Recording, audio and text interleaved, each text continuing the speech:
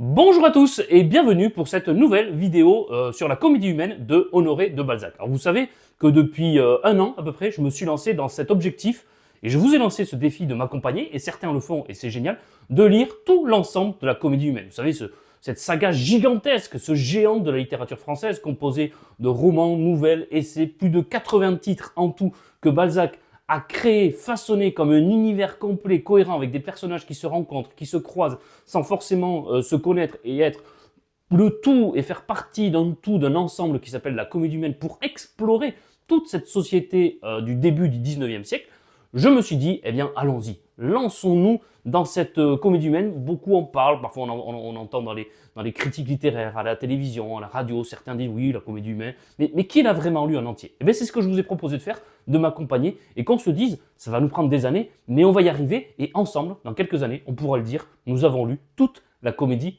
humaine. Nouvelle après nouvelle, roman après roman, on va tout lire. Et on a commencé il y a à peu près un an et demi, je crois, donc je ne suis pas tout le temps régulier, j'essaye un par mois, mais c'est pas évident, donc j'essaye vraiment autant que faire se peut d'être régulier. On a commencé par une vidéo de présentation générale de ce qu'est la comédie humaine. Je vous ai tout mis dans l'ensemble, la playlist, la liste de lecture, on pourrait qualifier ça liste de lecture, qui s'appelle la comédie humaine. Vous avez déjà les 7 vidéos sur la comédie humaine, parce que vous avez la présentation générale. Après, j'avais visité la maison de Balzac, donc celle-là elle est hors série, mais je vous l'ai mise quand même dans cette liste de lecture. Et après, je vous avais fait une vidéo sur la maison du chat qui pelote et le bal de Sceaux. Ensuite, on a eu La Bourse, on a eu Modeste Mignon, on a eu Mémoire de deux jeunes mariés et Un début dans la vie. Et je crois que c'est tout, hein. Donc je crois que ça fait 6 heures, donc on va aborder la 7e. Mais peut-être que j'en oublie. Bon bref, peu importe. En tout cas, c'est la 7e vidéo sur la comédie humaine. Et il me semble qu'on va aborder du coup le 7e titre. On va parler aujourd'hui de Albert Savarus. Un roman, hein, c'est pas une nouvelle, mais assez court quand même. C'est-à-dire que moi, ça m'a pris une soirée. Lorsque je me suis mis vraiment, je me suis décidé à vraiment le lire, ça m'a pris une soirée tout au plus. Alors, roman un peu original, parce que je pense que Balzac l'a écrit très rapidement. On ne retrouve pas beaucoup de traces dans ses manuscrits. On ne retrouve pas beaucoup de traces d'évocation de ce roman dans ses lettres. A priori, c'est autobiographique, on a souvent parlé de cette polonaise qu'il aimait beaucoup, je crois, Madame Hanska. Et a priori, ça s'est plus ou moins passé également avec elle, les faits, même si évidemment les noms sont changés, les faits, les péripéties, mais c'est plus ou moins inspiré de sa vie et de son aventure, de son histoire avec Madame Hanska. Et d'ailleurs, c'est aussi un roman à part, parce qu'on retrouve très peu de personnages qu'on a déjà rencontrés auparavant. Sinon, c'est des personnages voilà, tout à fait inventés pour cette histoire et qu'on ne retrouve pas forcément par la suite. Alors, l'histoire. Alors, je vais raconter toute l'histoire. Donc, ceux qui ne l'ont pas lu, vraiment, peut-être qu'il vaut mieux d'abord le lire. C'est très court. Hein. Et d'ailleurs, vous en avez une version audio gratuite sur YouTube qui dure à peu près 4 heures. Et qui est plutôt bien. Avant de vous la conseiller, je l'ai écouté à peu près pendant 10-15 minutes, ça va. C'est intelligible. Vous mettez en vitesse fois 1,5 parce qu'il lit un peu lentement et ça s'écoute vraiment très facilement. Donc c'est l'histoire, on est à Besançon. Est-ce qu'on a un hommage ou pas à Victor Hugo, hein, Victor Hugo est né à Besançon. On est à Besançon et on a une famille, Waterville, en fait, qui est l'un des plus célèbres salons de la ville où tout se joue, où tous les grands partis de la ville se rencontrent. Et notamment la fille, Philomène, est l'un des meilleurs partis de la ville, notamment parce que c'est issu d'une grande famille, beaucoup d'argent, enfin bref, voilà. Beaucoup veulent se marier avec cette Philomène de Waterville. Notamment Amédée de Soulas, un parti également riche et important de la ville, mais Philomène n'est pas du tout amoureuse de lui. En fait, contrairement à son apparence, Philomène est quand même quelqu'un d'assez forte, un caractère fort, pas du tout fragile comme on aurait pu le croire d'apparence, en tout cas de l'apparence qu'elle souhaite donner. Et elle, Amédée de Soulas, Philomène de Waterville, elle tombe éperdument amoureuse d'un avocat qui s'appelle donc Albert Savarus, très mystérieux. On ne sait pas grand-chose de lui. Il a débarqué dans la ville il y a quelque temps, il est arrivé de Paris, les gens ne savent pas exactement pourquoi, et il a remporté des grands procès, notamment pour le parti religieux, et il essaye de se mettre en bonne relation avec notamment les bourgeois de la ville de Besançon. Et il gagne vraiment tous les procès, c'est une immense célébrité, mais il se montre peu dans la société. Et notamment, on ne lui connaît aucune relation avec une femme, donc c'est quelqu'un de très mystérieux, mais elle, Philomène, elle en est éperdument amoureuse, et elle essaye absolument de se renseigner sur lui. Il va écrire une nouvelle dans un journal qu'il va faire ouvrir, mais pas dirigé par lui, parce qu'il le fait diriger par des personnalités locales, il a cette intelligence-là, mais on voit qu'il veut peser localement de plus en plus politiquement. Et elle va lire cette nouvelle. Et là, on a une sorte de roman dans le roman, avec cette nouvelle qui va être lue à l'intérieur donc du roman Albert Savarus en lui-même. Donc c'est marrant parce qu'il y a une sorte de mise en abîme d'un récit dans le récit. Et cette nouvelle, c'est l'histoire de deux jeunes hommes, notamment un homme, qui va un jour tomber complètement amoureux d'une Italienne. Alors au début, elle se fait passer pour une Anglaise. Alors, vous voyez, c'est compliqué parce que à la fois, cette femme, par exemple, elle se fait appeler, je ne sais plus exactement, avec un prénom anglais dans la nouvelle. En fait, on va se rendre compte que c'est quelqu'un d'autre, qu'elle a un nom italien.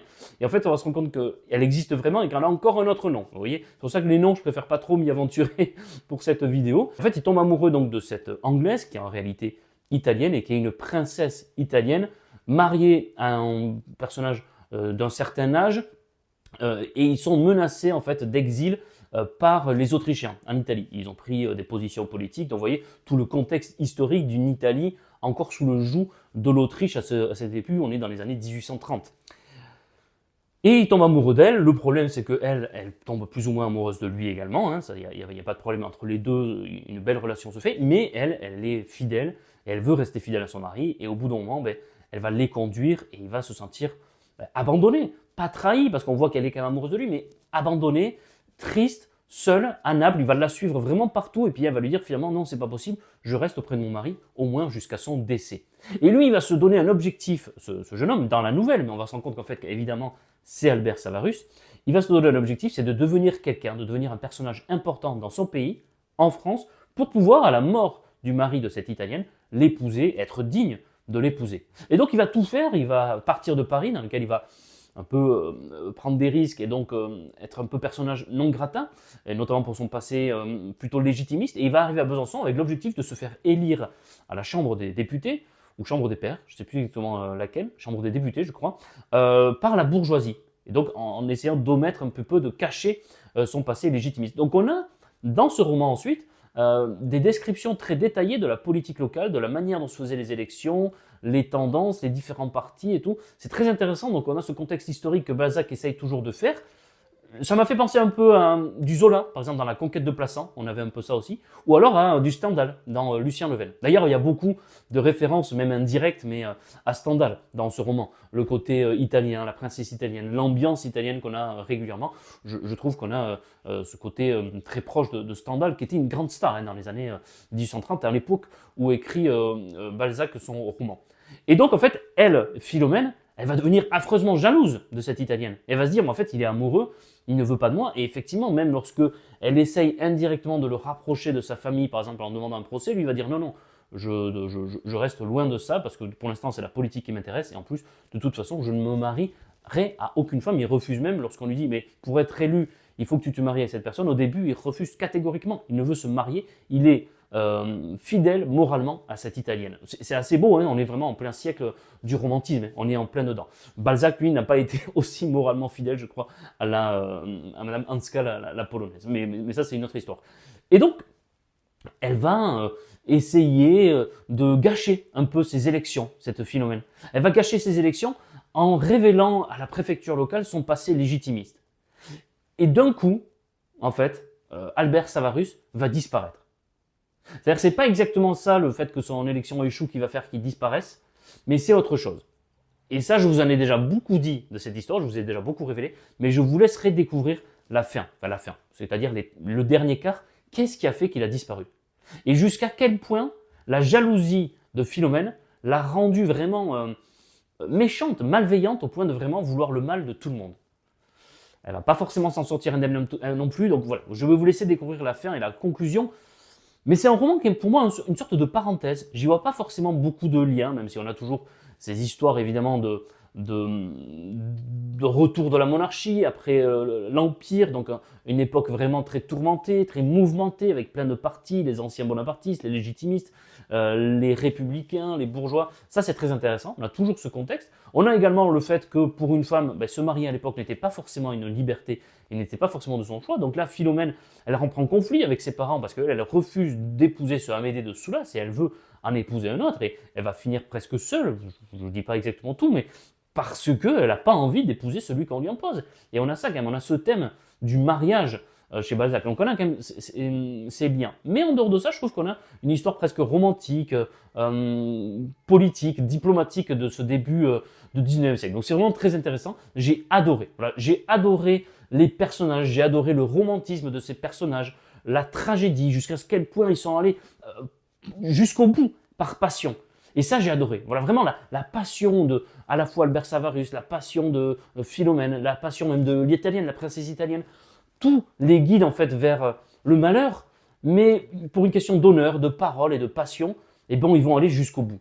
J'ai trouvé ce roman génial, court à lire, facile à comprendre, passionnant politiquement, historiquement, très intéressant encore une fois avec ce thème du mariage et des jeunes femmes à cette époque-là. Voilà, j'ai vraiment adoré, c'est le retour du grand Balzac que j'avais adoré. On l'avait un peu quitté, je trouve, dans un début de ma vie, et là c'est le retour du grand Balzac avec ce Albert Savarus. Dites-moi, vous, ce que vous en avez pensé. Je l'ai lu, moi, dans ma collection de la Pléiade, donc je vais suivre l'ordre établi, et donc pour le prochain roman, en tout cas la prochaine lecture de la comédie humaine qu'on va faire ensemble, il me semble que c'est, mais je vais quand même vérifier, c'est la, ouais c'est ça, c'est la Vendetta, et moi ça sera le dernier. Donc il va falloir qu'ensuite que je trouve le tome 2 de la comédie humaine chez Balzac, ou alors de les trouver, mais je ne sais pas exactement ce qui arrivera après la Vendetta. Bon ça, c'est une autre histoire. En attendant, la Vendetta c'est très court à lire, donc je vous rassure, on se retrouve très bientôt pour la Vendetta. Je vais vraiment essayer d'ici février de l'avoir fait. Voilà, je vais essayer d'aller un peu vite pour celui-là parce qu'il est court, donc je vous donne cet objectif-là.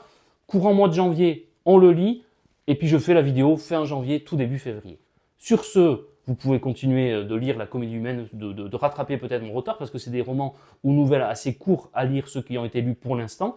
Vous pouvez aller voir toutes les autres vidéos. On se retrouve très bientôt avec d'autres vidéos sur cette chaîne YouTube. Passez une bonne journée, prenez soin de vous, lisez des livres, et à très très vite sur les mémoires d'Adrien. Au revoir.